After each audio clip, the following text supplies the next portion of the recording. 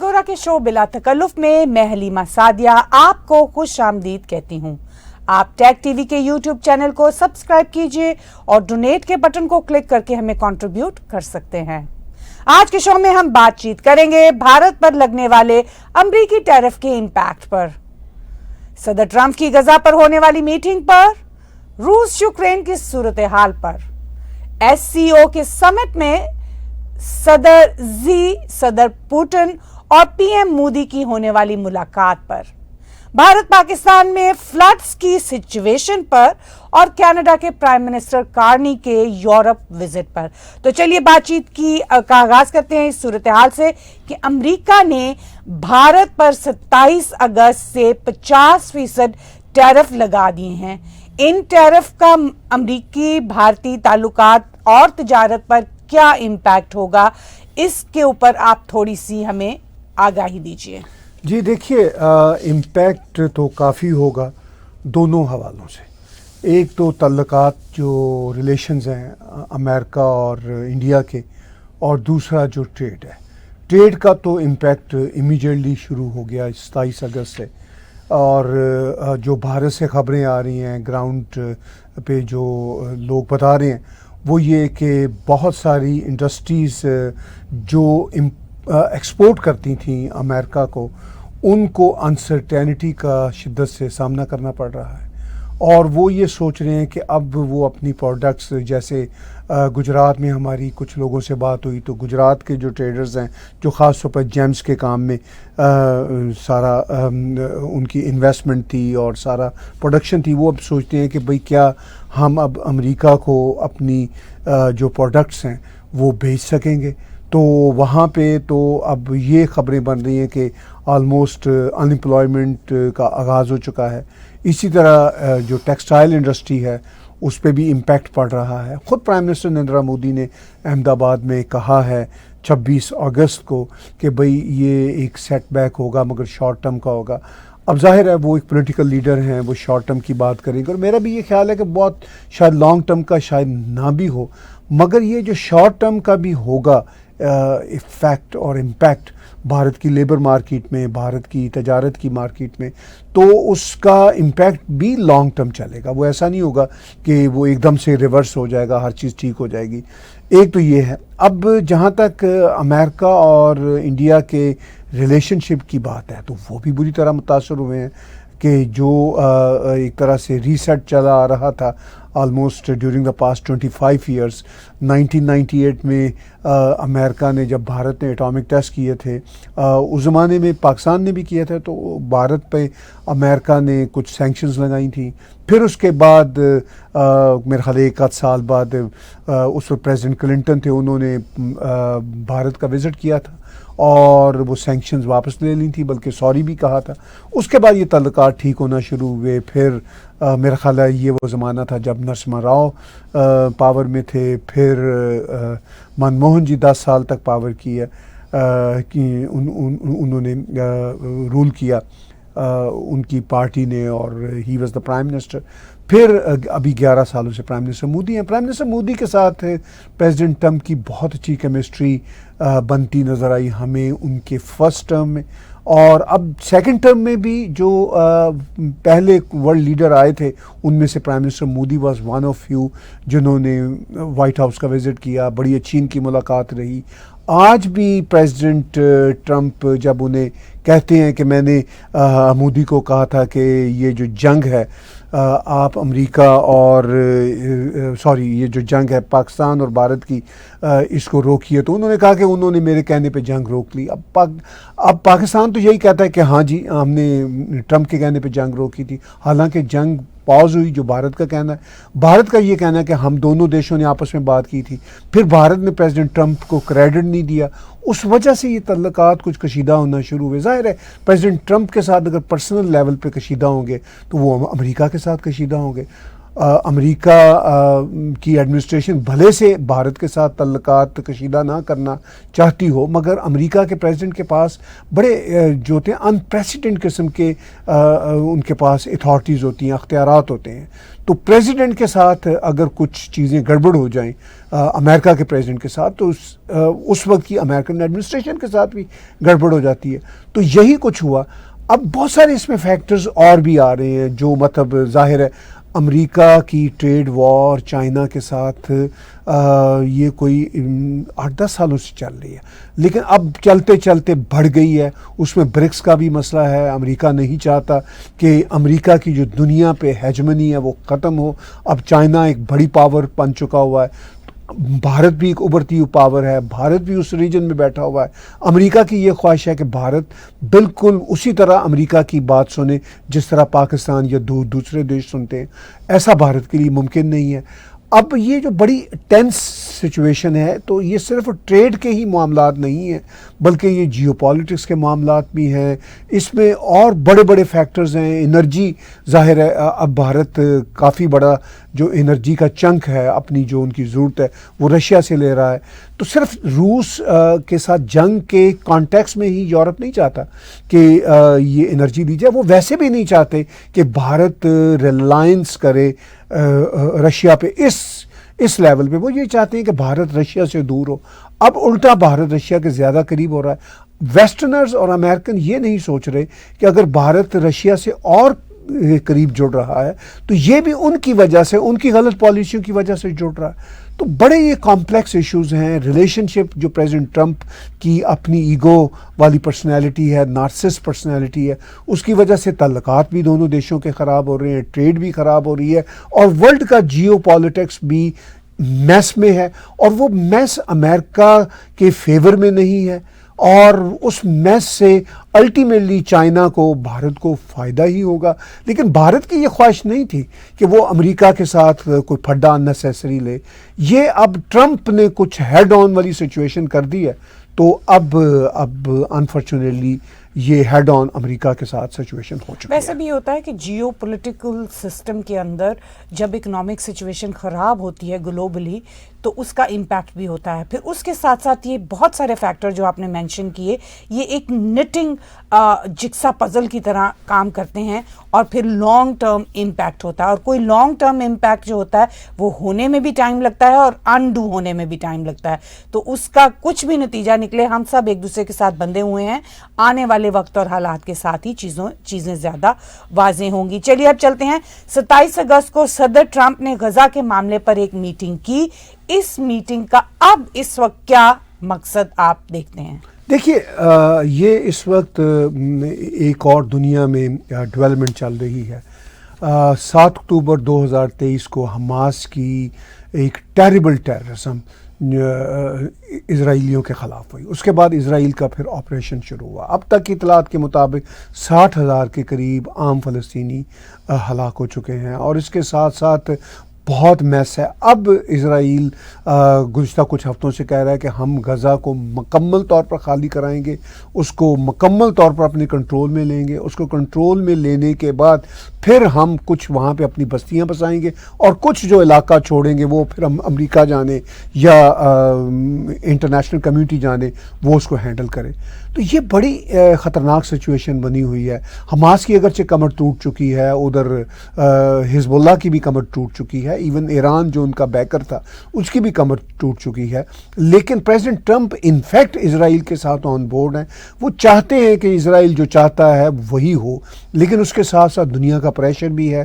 ابھی United nation کی September میں ایک جو ان کا UNGA ہوتا ہے، یعنی یونائٹڈ نیشن جنرل اسمبلی ہوگا. تو اب اس سچویشن میں یہ ایک بہت بڑا چیلنج ہے امریکہ کے لیے کہ امریکہ اس پہ ایک 27 اگست کو، جیسا کہ ہم 27 اگست کو یہ شو ریکارڈ کر رہے ہیں، تو ایک میٹنگ کر رہا ہے.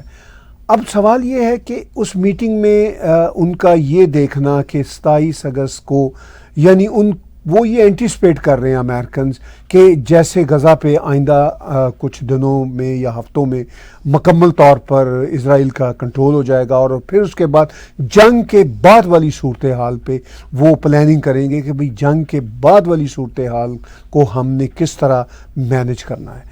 اب میرا سوال یہ ہے کہ کیا جنگ واقعی ہی ختم ہو جائے گی آئندہ کچھ دنوں میں اگر اسرائیل نے مکمل کنٹرول کر بھی لیا، قبضہ بھی کر لیا، اپنی بستیاں بھی بسا لیں، کچھ علاقے عربوں کے حوالے کر دیے، یا امریکہ کو کہا یا انٹرنیشنل کمیونٹی کو کہا کہ جی آپ ان کا کنٹرول سنبھال لیں، اور ہو سکتا ہے اسرائیل وہ کنٹرول دے ہی نہ، مکمل طور پر ہی غزہ پہ قبضہ کر لیں۔ ویسے بھی سائیکولوجیکل اور آئیڈیولوجیکل ایشوز جو ہوتے ہیں کیا وہ راتوں رات سیٹل ہو سکتے ہیں؟ یہ بہت بڑا کوشچن ہے، کیونکہ آفٹر چیزوں کو انڈو کرنا، پہلے ان کو سٹارٹ کرنا اور پھر انڈو کرنا، اور پھر اس کے جو ایفیکٹس ہیں ان کے ساتھ ان چینجز کو لانا، یہ بہت بڑا چیلنج میں سمجھتی ہوں ہوتا ہے۔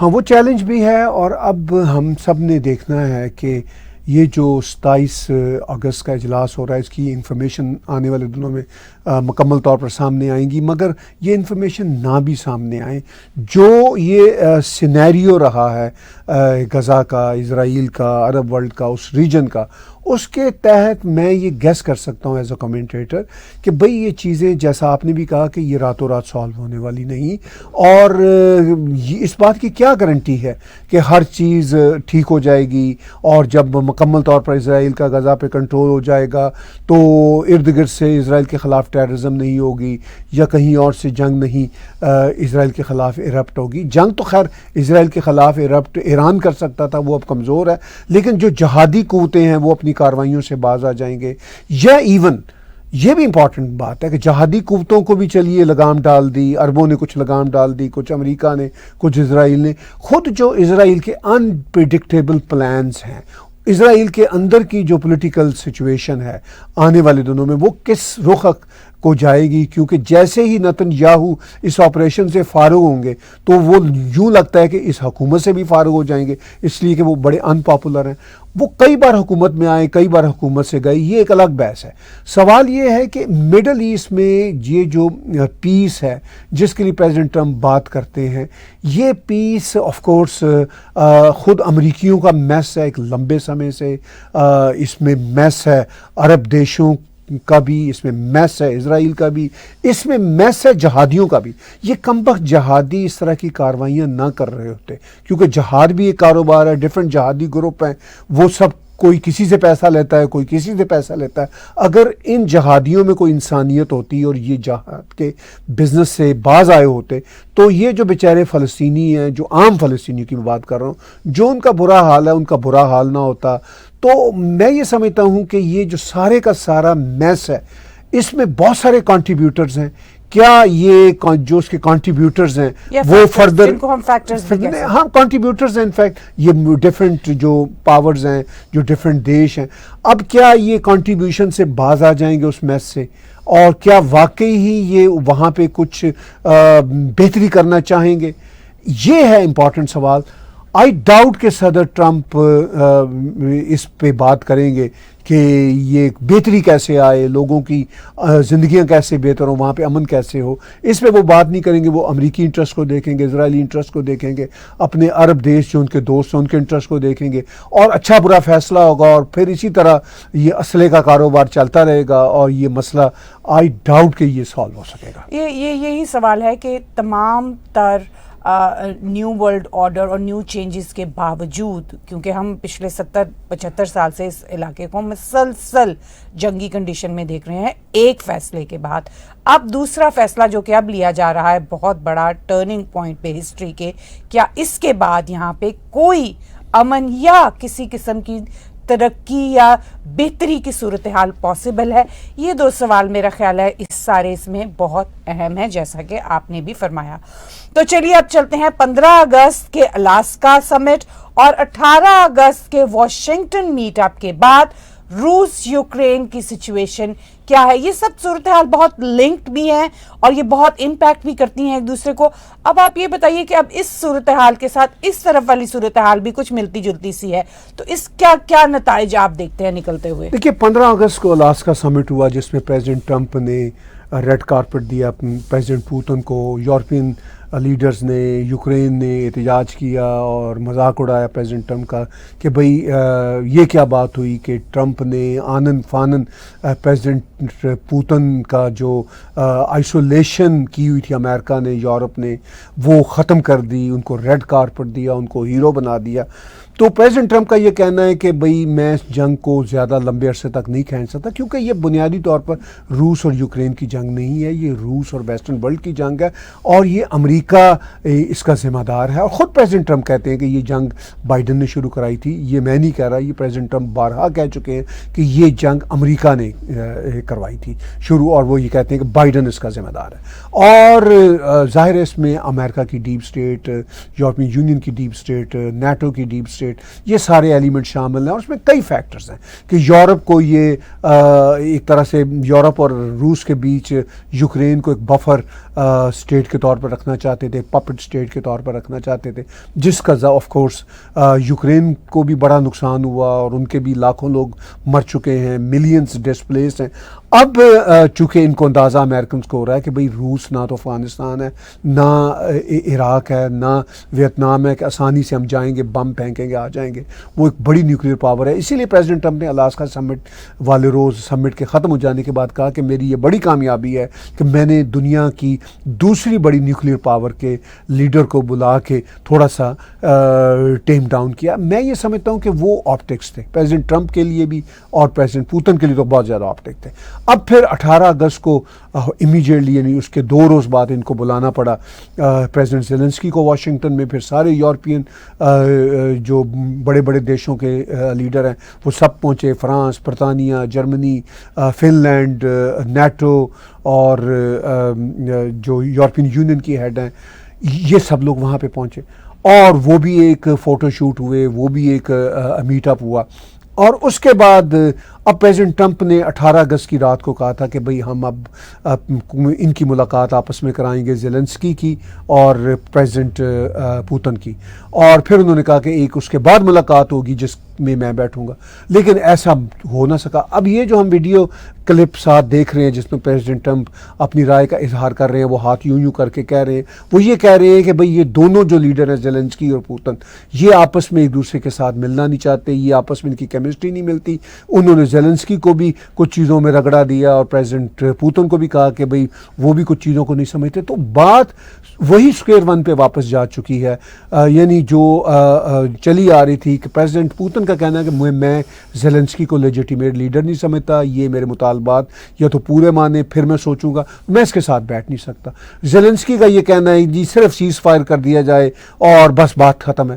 تو اب پریزیڈنٹ ٹرمپ نے 26 اگست کو اس ویڈیو کلپ میں، یہ جو ہم اس کا سائلنٹ یہاں پہ دیکھ رہے ہیں، اس میں کہا ہے اپنی کیبنٹ میٹنگ کے دوران، وہ ہاتھ یوں کر رہے ہیں اور وہ یہ کہہ رہے ہیں کہ یہ دونوں جو ہیں پوتن اور زیلنسکی، یہ آپس میں مل نہیں پا رہے، ان کی ایگو ہے، ان کا مزاج ڈفرینٹ ہے. اتنی سمپل بات نہیں ہے جتنی پریزیڈنٹ ٹرمپ یہ کہہ رہے ہیں. وہ تو باتوں کو سمپلیفائی کر کے اور سمپلیفائڈ باتوں کو کمپلیکیٹ کر کے پیش کرتے ہیں، یہ ان کا سٹائل ہے اور وہ اسی سٹائل کو برداشت کرنا پڑے گا. لیکن معاملات یہ ہیں، روس اور یوکرین کی جنگ یا یہ جو کانفلکٹ ہے، یہ روس اور یوکرین کا نہیں ہے، یہ روس اور پورے ویسٹرن ورلڈ کا ہے. امریکہ بھی اس میں شامل ہے.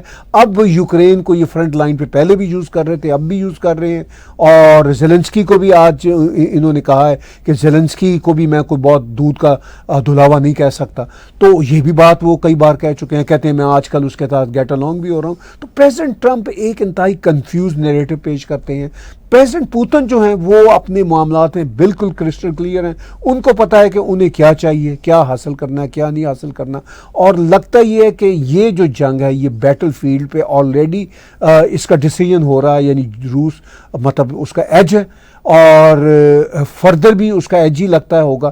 اور یہ بات چیت سے شاید حل نہیں ہوگا، یہ اسی طرح حل ہوگا جس طرح روس اس کو حل کرنا چاہ رہا ہے.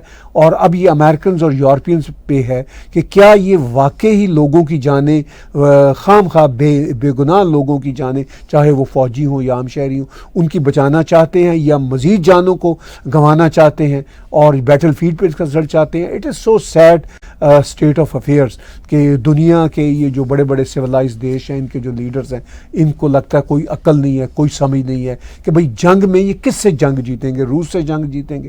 جبکہ بہت سارے جو جیسا کہ آپ نے کہا کہ جو اس کے اندر ڈیسیژنز آپ کو لینے ہیں یا جو آپ اس کا امپیکٹ دیکھتے ہیں وہ آلریڈی آپ بہت سارے نتائج پہ پہنچ چکے ہیں, اور اس کے بعد اس کو لنگر آن کرنا اور پھر اس کو سیٹل ڈاؤن کرنے کا ایک اور ٹائم, ایک اور پیریڈ میں اس نے جانا ہے, یہ ایک بہت مشکل سوال ہے. تو چلیے اب کرتے ہیں 31 اگست کو SCO کے سمٹ میں صدر زی, صدر پوتن اور PM مودی کی ملاقات ہونے جا رہی ہے. اس ملاقات کو آپ اس کے کیا پوٹینشیل فیچرز دیکھتے ہیں کہ اس میں کیا پاسبلٹیز ہیں اس تمام صورتحال کے ساتھ جو کہ ہم آلریڈی ڈسکس کر چکے ہیں اور جو کہ اس وقت ہو رہی ہے اس میں؟ دیکھیے یہ جو 31 اگست کو چائنا میں SCO کے سمٹ میں پریزیڈنٹ زی, پریزیڈنٹ پوتن اور پرائم منسٹر مودی کی جو ملاقات ہوگی, میں یہ کہہ سکتا ہوں ملاقاتیں ہوگی, کیونکہ میٹنگ میں SCO کے سمٹ میں اور بھی ورلڈ لیڈرز ہوں گے, ان سب کے ساتھ بھی ایک جوائنٹ سٹیٹمنٹ آئے گی اور پھر الگ سے بھی یہ سائیڈ لینڈ میں ملیں گے, پھر شاید ان کی تینوں کی الگ سے بھی میٹنگ ہوگی.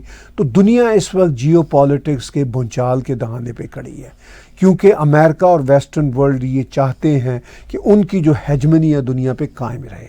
چائنا ایک دوسری بڑی سپر اکنامک پاور بن چکا ہے, ملٹری پاور بھی ہے, تو یہ بھی ایک ہے. بھارت بھی ایک ابھرتی ہوئی پاور ہے, رشیا کو بھی یہ کارنر نہیں کر سکے. تو اب بھارت اور چائنا یہ دنیا کی ٹوٹل پاپولیشن کا آلموسٹ 40% میک کرتے ہیں. رشیا دنیا کا سب سے بڑا اپنی لینڈ سائز میں دیش ہے, اس کے ساتھ ساتھ انرجیز کے بے پناہ ذخائر ہیں ان کے پاس.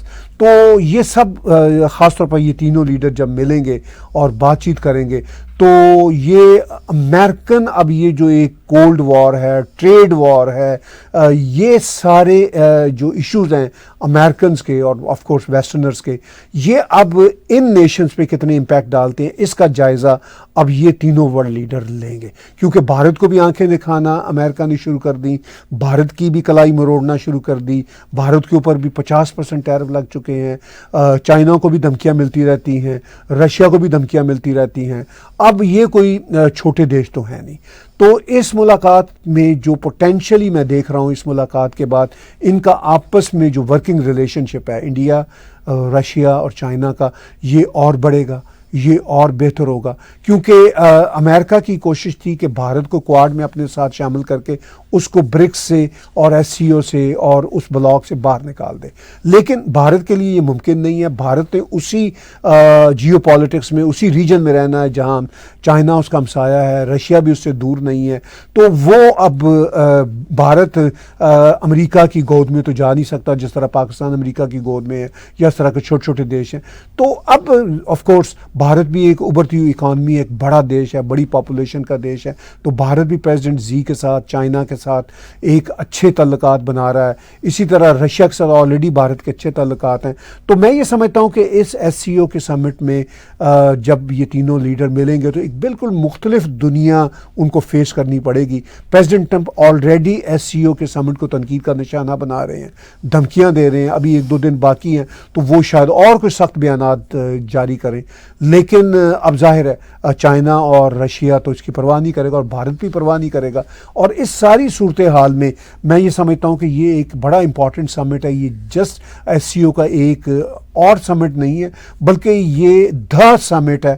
اس سمٹ میں یہ 3 بڑے دیش فیصلہ کریں گے کہ امریکہ کی طرف سے جو ٹریڈ وار ہے, جو ٹریڈ ٹیرفز ہیں, جو انفیئر ڈیلنگز ہے ان سب کے ساتھ, اس کا مقابلہ کیسے کرنا ہے. اور یہ تینوں دیش اس قابل ہیں کہ بڑی آسانی سے مقابلہ کر سکتے ہیں, مگر آف کورس ٹائم لگے گا کیونکہ یورپین دنیا, امریکن دنیا بہت بڑی کنزیومر مارکیٹ ہے. تو یا تو یورپین اور امریکن دنیا جو ہے وہ تھوڑا سا لچک کا مظاہرہ کریں اور یہ جو ٹریڈ وار ہے اس کو اس لیول تک نہ لے کے جائیں. اگر وہ اس کو اسی لیول پہ لے کے جانا چاہتے ہیں اور اپنی ہیجمنی دنیا میں قائم کرنا چاہتے ہیں تو ویسٹرن ورلڈ کو ریزسٹنس ملے گی. تو کیا اس سے ہم یہ نتیجہ اخذ کر سکتے ہیں کہ اس میں 2 اہم چیزیں ہوں گی؟ ایک تو ان super power very outstanding nations جو کہ دنیا کے اوپر بہت امپیکٹ رکھتی ہیں, ہر لحاظ سے، ان کے آپس کے ریلیشنز ڈیسائیڈ ہوں گے، اور اس کے ساتھ ساتھ ان کی آپس کی کولیبریشن اور پھر اس کا امپیکٹ جو پوری دنیا کے اوپر ہوگا وہ ڈیسائیڈ ہوگا. کیا آپ اس سے متفق ہوتے ہیں؟ دیکھیے یہ بالکل، یہ ایکچولی کوئی چھوٹے دیش نہیں ہے، یہ سپر پاورز ہیں. چائنا بھی سپر پاور ہے، بھارت بھی سپر پاور ہے، اور رشیا بھی سپر پاور ہے. ادھر امریکہ، یورپین یونین سپر پاورز ہیں.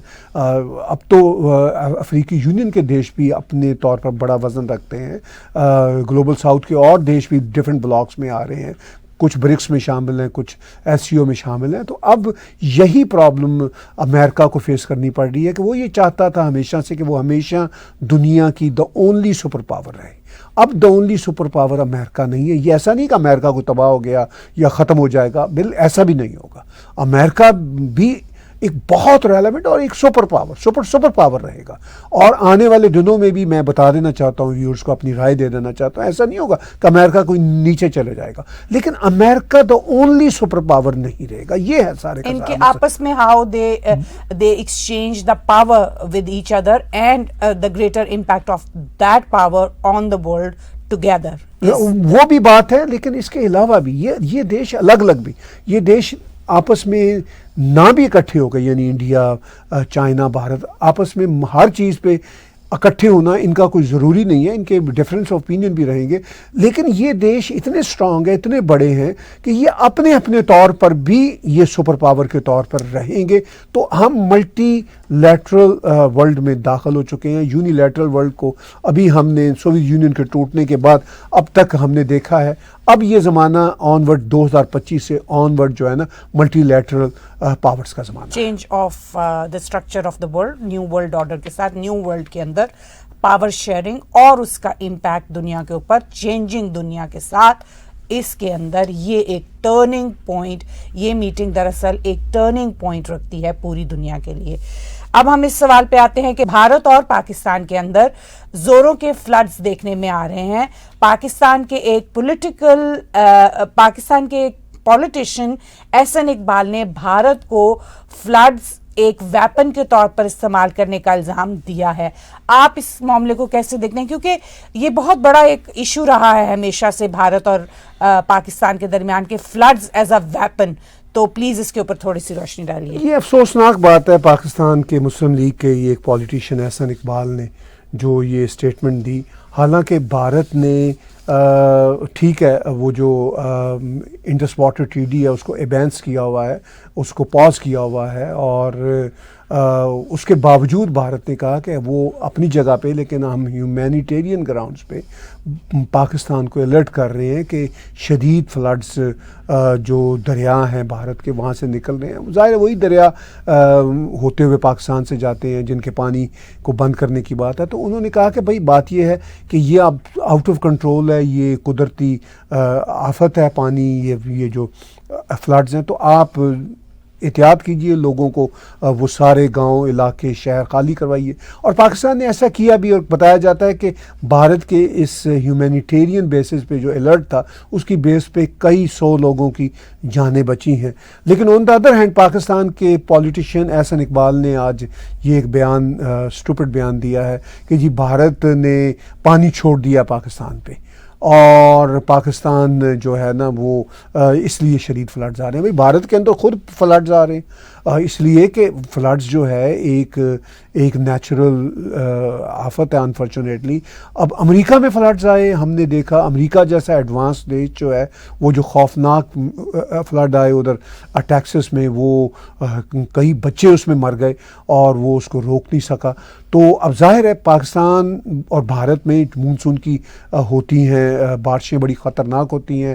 پھر وہاں پہ بے پناہ پاپولیشن ہے، انکروچمنٹ ہوئی ہے، لوگوں نے بستیاں ایسے علاقوں میں دریاؤں کے کناروں میں، بلکہ دریاؤں کے بیڈ پہ بنائی ہوئی ہیں، جہاں پہ دریا سوکھ جاتے ہیں وہاں پہ جو وہاں کے لوگ ہیں وہ بستیاں بنا لیتے ہیں. تو جب پھر پانی آتا ہے تو دریا کے پانی نے تو اپنا رستہ لینا ہوتا ہے. تو پھر یہ سارے بیچارے سفر کرتے ہیں. افسوس ہوتا ہے ہمیں پاورٹی ہے ان علاقوں میں، ایشوز ہیں، بیڈ پلاننگ ہے، پولیٹیشنز کے اپنے وہاں پہ گھٹیا مسائل ہیں. تو ان سب کی وجہ سے اب یہ سب کچھ وہاں پہ ایک ہیوک سا ہم دیکھ رہے ہیں. خاص طور پر پاکستان میں ذرا زیادہ تباہی ہوئی ہے، بھارت میں بھی تباہی ہوئی ہے. کشمیر بھارت کے علاقے میں، پاکستان کے جو ناردرن علاقے ہیں وہاں پہ بھی بے پناہ تباہی ہوئی ہے. اسی طرح پنجاب میں تباہی ہو رہی ہے. پنجاب میں جو کرتارپور صاحب ہے، بابا گرو نانک گریٹ کا جو گردوارہ ہے، وہاں پانی آ گیا ہے. لوگوں کو بڑی مشکل سے ریسکیو وہاں کر رہے ہیں. اب پاکستان کے پولیٹیشین کا یہ کہنا، حالانکہ بھارت نے تو گڈ جیسچر میں ہیومینیٹیرین گراؤنڈز پہ پاکستان کو الرٹ کیا تھا، اب الٹا وہ کہہ رہے ہیں کہ نہیں جی یہ جو ساری ذمہ داری ہے بھارت کے اوپر ہے. تو یہ ایک احمقانہ بیان ہے کہ اتنے سیویئر حالات میں، جب کہ ہیومینیٹیرین گراؤنڈز پہ ایک دوسرے کے ساتھ کام کرنے کی ضرورت ہے، یہ اپنی سیاست چمکا رہے ہیں. اور پاکستان آرمی کے کہنے پہ ہی احسن اقبال نے اس طرح کی اسٹوپڈ بات کی ہوگی. اور پاکستان آرمی کو تو موقع چاہیے کہ نفرت کی بات کرے، کوئی نہ کوئی وجہ بنائے. تو اب یہ وہ سرکمسٹانسز نہیں ہوتے نیچرل ڈیزاسٹرز کے، یہ سرکمسٹانسز نہیں ہوتے کہ ان سرکمسٹانسز میں آپ اتنی گھٹیا بات کریں، اور جب کہ اس کی کوئی بیسس بھی نہ ہو، کوئی اس کی ریالٹی بھی نہ ہو. تو یہ پھر ان کی اپنی عقل کی کمی ہے. Water management has always been a very big issue, اور اس میں سمجھتی ہوں کہ بہت حد تک پولیٹیکل فیصلے نہ ٹھیک ہونے کے ساتھ ساتھ مینیجریل پرابلمز بھی ہیں، جس کے اندر کہ آپ ایسے اقدام نہیں کرتے کہ آپ اپنے آپ کو سیف کر کے اس پانی سے کچھ فائدہ بھی لے سکیں. یہ میری ایک رائے ہے. اب ہم آتے ہیں واپس کینیڈا کی طرف، یعنی کہ اپنے ملک کی طرف. ہمارے پرائم منسٹر مارک کارنی ان دنوں یورپ کے وزٹ پر ہے. اگین وہی ریلیٹڈ کوشچن آ گیا. تو ان کے اس وزٹ کا کیا مقصد ہے؟ اب کینیڈا کی پوزیشن میں اس وقت یہ وزٹ آپ کی نظر میں کیا اہمیت رکھتا ہے؟ دیکھیے، پرائم منسٹر مارک کارنی نے لاسٹ سنڈے کو یہ وزٹ غالباً شروع کیا تھا، جب ایک دم سے سرپرائز وزٹ پہ وہ دیکھے گئے یوکرین میں، اور یوکرین کا انڈیپینڈنٹ دن تھا، اس میں وہ شامل ہوئے انڈیپینڈنس کی پریڈ میں اور اپنی سالیڈیرٹی دکھائی. جب یہاں پہ 18 اگست کو یورپین لیڈر اکٹھے ہوئے تھے پریزیڈنٹ ٹرمپ سے ملنے کے لیے، تو مارک کارنی کو نہیں بلایا گیا تھا، نہ اس میں گئے. تو میرا خیال ہے وہ لیفٹ ہاؤس میں محسوس کر رہے تھے. لیکن مارک کارنی بھی ٹروڈو کی طرح مکمل طور پر جو یوکرین کا ساتھ دے رہے ہیں، اور انہوں نے $2 بلین کا اعلان بھی کیا ہے مدد کو. اب ظاہر ہے یوکرین یہ جنگ ہار رہا ہے، بری طرح نقصان ہو رہا ہے، تو یہ $2 ٹریلین بھی ہم کینیڈین ٹیکس پیئرز کے جو پیسے ہیں وہ ڈرین ہوں گے، خام خواہ ضائع ہوں گے. مارک کارنی کو تو یہ چاہیے کہ اس جنگ کو روکنے کے لیے اپنا کردار ادا کرتے.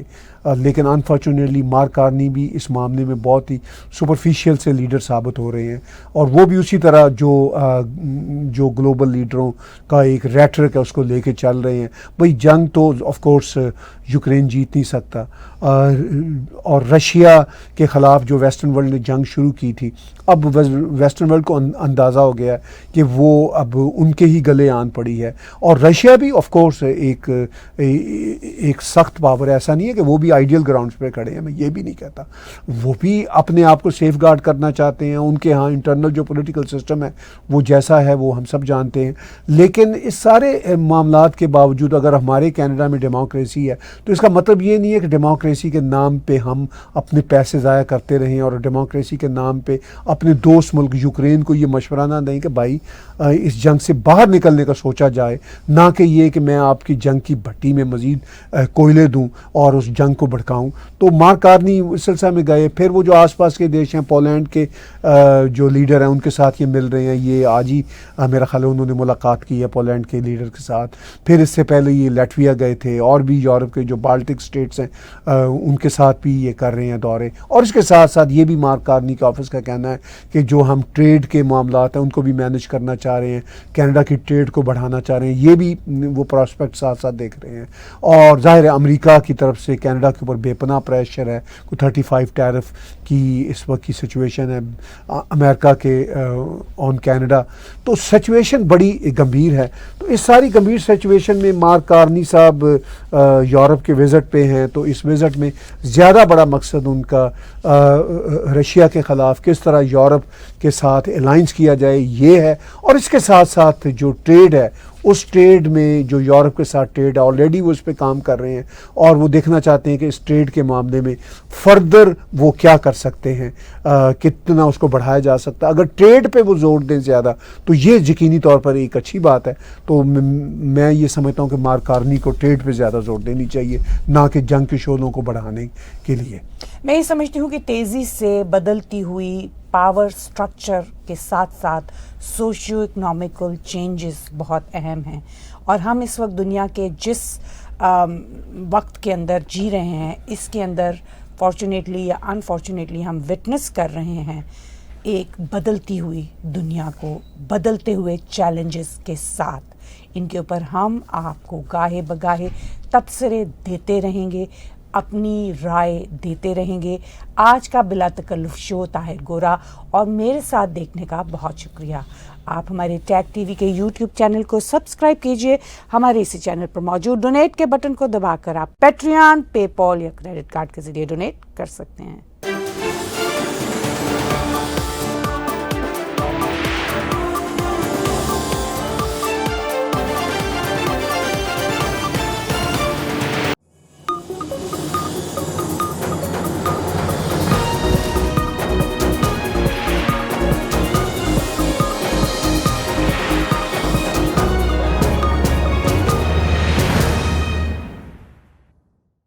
Subscribe Tag TV YouTube channel and press the notification button.